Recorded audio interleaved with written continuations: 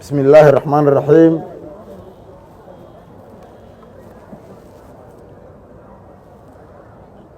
dhammaan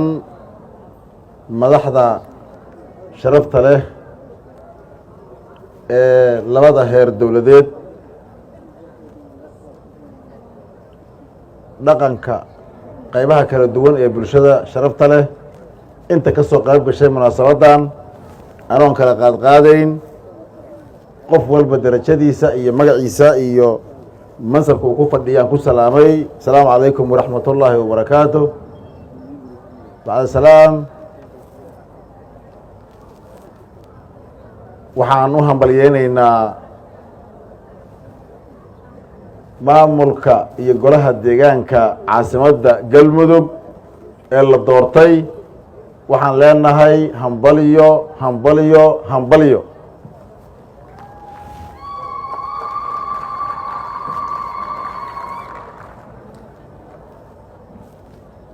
sharaf bay noo tahay caaway inaan ka soo qayb galno munaasabadda caleemasaarka golaha deegaanka iyo maayarka iyo ku-xigeenka ay doorteen caleemasaarkooda oo runtii reer galmudug meel ay joogaanba caawa u ah farxad iyo raynrayn inay caasimadoodii yeelatay golo deegaan oo la doortay oo maamulkoodiina doortay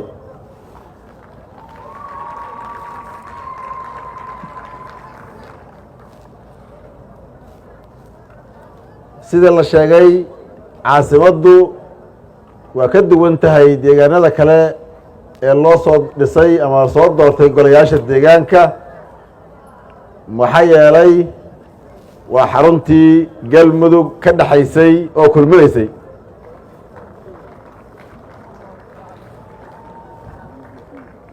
haddaan nahay reer galmudug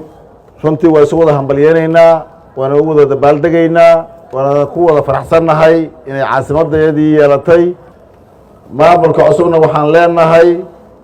hambalyo kadib mas-uuliyadda culusood qaadeen allah idinku guuleeyo kuwii filashada laga qaba ka soo baxaan allah idinka dhigo innaguna dhammaan degmooyinka oo dhan ay ugu horeyso uguna mudan tahay caasimaddu waxaan siinaynaa wada shaqaynta iyo mas-uuliyadda ay leeyihiin oy mudan yihiin baan la siinaynaa mana jiri doonto wasaarad ama hay-ad dowladeed oo qaybaha ay degmooyinku leeyihiin iyadu maamuli doonta dhammaan waxaa la sii doonaa awoodahooda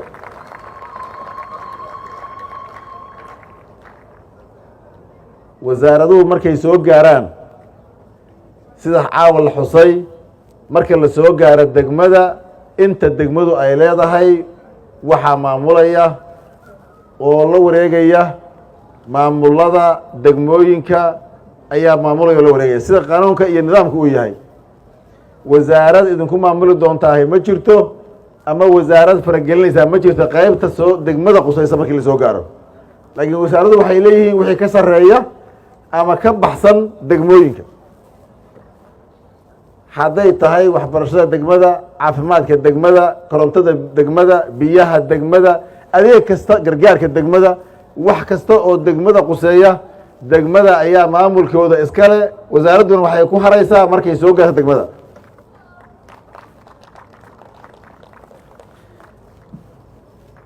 maamulada iyo golayaasha deegaanka la doortayna reer galmudug waxay kaga fadhiyaan howlkarnimo hufnaan horumar shaqo iyo waxa la idinka sugayo inaad qabataan insha allahu tacaala meel kastoo ay joogto bulshada reer galmudug na waxaan leenahay maamulada la doortay oo doorateen la shaqeeya gacan siiya baahiyaha meel kale inay ka yimaadaan lama sugayo baahida la qabo bulshada ayaa wax qabsata saaxiibada beesha caalamkana waxaa laga kaashadaa wixii kale oo laga helo laakiin waa inaan wax qabsanno haddaan nahay bulsho weynta reer galmudug jidadkaan dhisan karnaa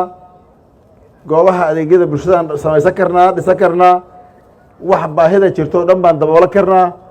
markaa kadibna way sahlan tahay in lagu caawiyo marka adigu aad isqaado oo aad soconaysid oo wax qabsanaysid laakiin dhulka ha laga qaado cid laga yeelayaa ma jirto waxaan rabaa inaan idhaahdo halkan caasimadda way dhisantay muddo runtii aan dheerayn ka hor meeshay joogtay caawa iyo meel dhow ma joogto baaxadda ay leedahay serviceka ay bixi karto wax caaway meeshay maraysa waa isla ognaa wax badan baase noo dhiman waxaan rabaa ganacsatada reer galmudug inaan ugu baaqo maalgashada oo dhista caasimaddiina meelaha iyo waxa ka dhiman iyo baayaha caasimaddu qabtana ka qayb qaata ganacsigiina qaybo ka midana gashada waa ka faa'iideysaan caasimadda iyo guud ahaan deegaanada galmudugna waa ka faa'iidayaan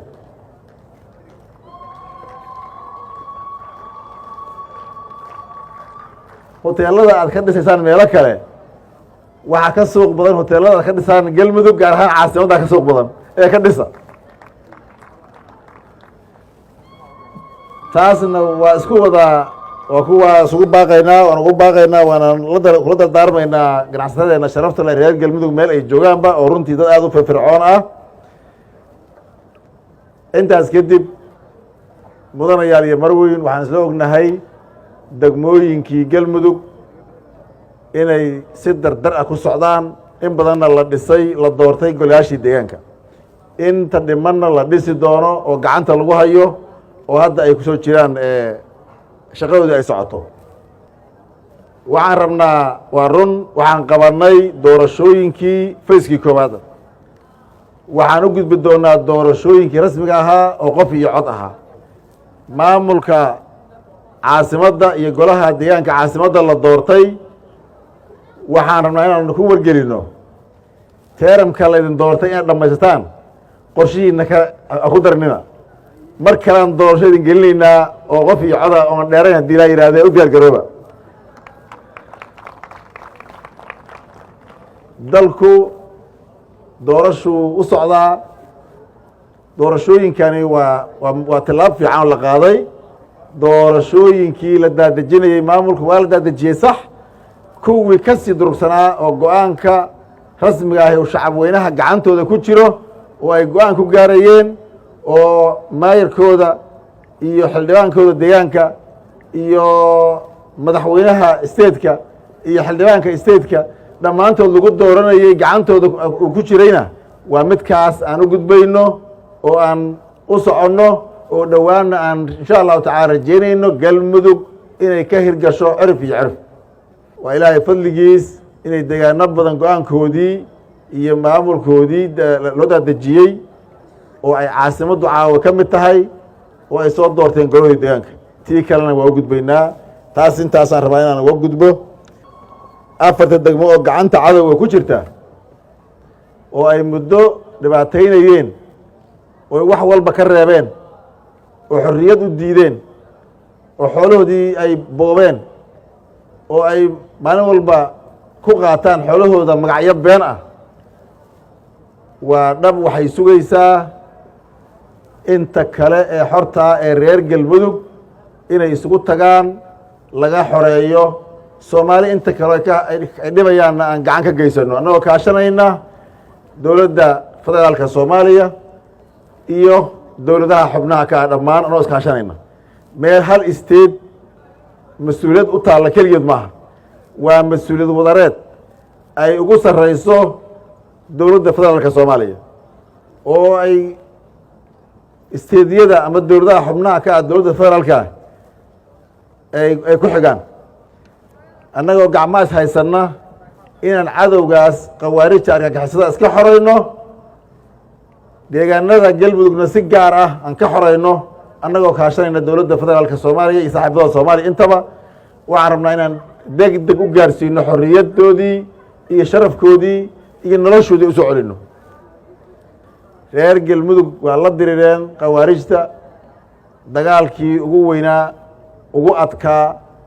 ee ay runtii la kulmeenna reer galmudug ay kala kulmeen waana sidii lagu yaqaanay firfircoonidii iyo inaysan marna aqbalin inay kooxo qaldani ay ku muquuniyaan ama ay qalad ku soo galaan ama ay ku maamulaan inta yar oo maanta ay afarta degmo iyo dadkeena sharafta badan oo ay dhibaateeyeenna waxaan runtii maanta la joogaa baraarug fiican oo aan reer galmudug ku koobnayna dhammaan soomaaliya ay soo jeesatay gacmahan la is haysto taasaanan waxaan u noqonaynaa hormuud